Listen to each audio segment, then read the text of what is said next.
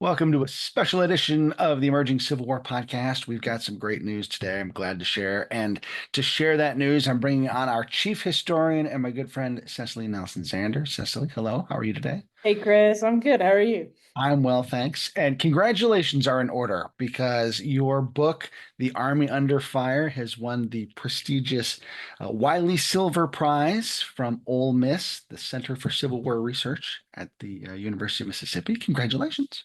Thanks very much. I'm very excited. So now I'm cheating and looking at my little notes here because that was a mouthful to say. Sure. Maybe you could simplify it and let us know what is the Wiley Silver Prize? It's a really neat prize that's given to a historian who's written their first book in Civil War history in the field of kind of Civil War studies. And so they've given it to all kinds of different books, books on the environment, books on generals, books on campaigns and books on Civil War memory. So it's a wide-ranging prize, but all you have to do to be eligible is write a book about Civil War history, and it has to be your first book. And yours is a fantastic first book. We'll point folks to the podcast interview you and I did last year about it. But if you don't mind, give us a synopsis. Remind us what is the Army's Under Fire about? The Army Under Fire about?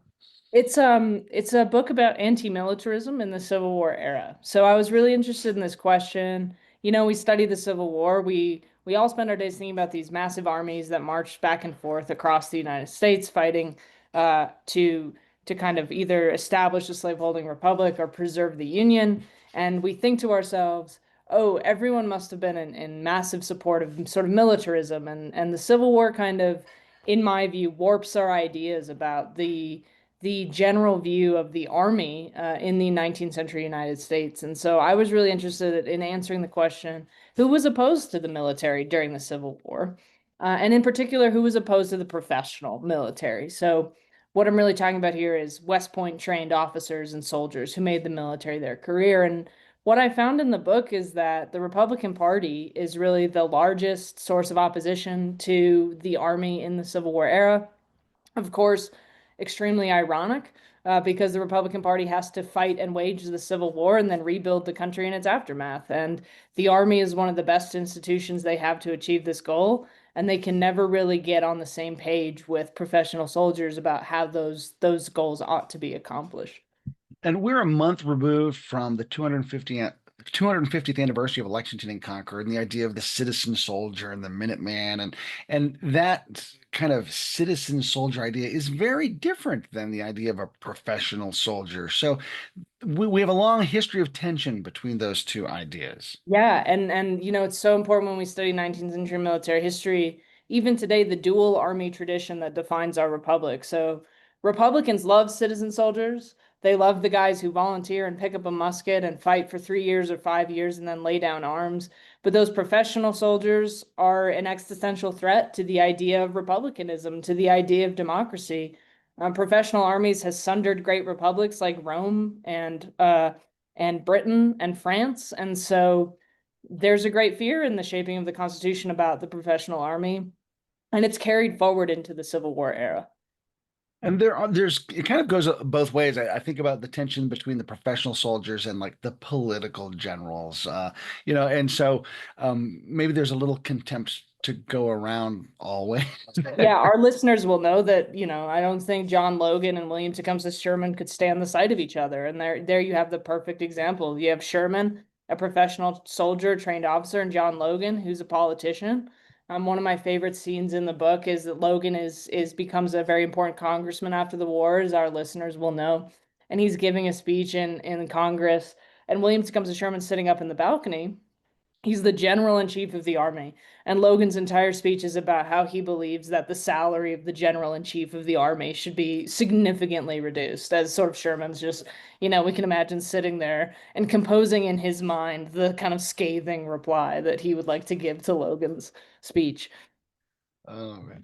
Now, what was it like for you to write the book? 'Cause first book that can be a daunting task, and yet the book, I mean, it reads so well. I really like the book a lot.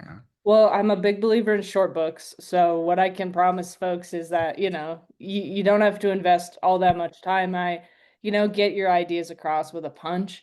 writing for Emerging Civil War really helped me hone that skill, writing really short, effective pieces that get an idea across without too much kind of fluff and unnecessary detail is really great. And that's what Emerging Civil War does for its authors, especially as they emerge into the field. I mean, it really trains you to write in a way that's much more accessible. And I credit Emerging Civil War with that rather than grad school. You and I are both academics, Chris. You know what grad school can do to someone. It can make them the worst writer in the world. I will say I feel extremely fortunate. The book began as my dissertation, which I completed at Penn State under the supervision of Bill Blair, who is a wonderful writer and wonderful historian and was a journalist like yourself, Chris. And so he understands the importance of like a good poll quote and a punchy lead. And that really helped too. So I kind of credit those two things as sort of Bill's guidance, but also, learning to write for a much broader audience than my dissertation committee. And it was Emerging Civil War that afforded me kind of that experience and opportunity. Well, we've been privileged to have your voice as part of our community, and I will say, and I've talked to many of our mutual friends who have read the book, and a common theme comes up is like Cecily's voice is all over this book. Like you can see Cecily, which I think is a wonderful compliment because you've got such a distinctive voice that comes across in your writing. But like your sense of humor comes through. I mean, it's just a great piece of writing, I think. Thank you. I appreciate that. So, well, so if folks want to pick up your book, any suggestions? So LSU Press is the publisher, and so you can buy it directly through their website, and they periodically run good 40% off sales. So just look for the banner at the top of their site.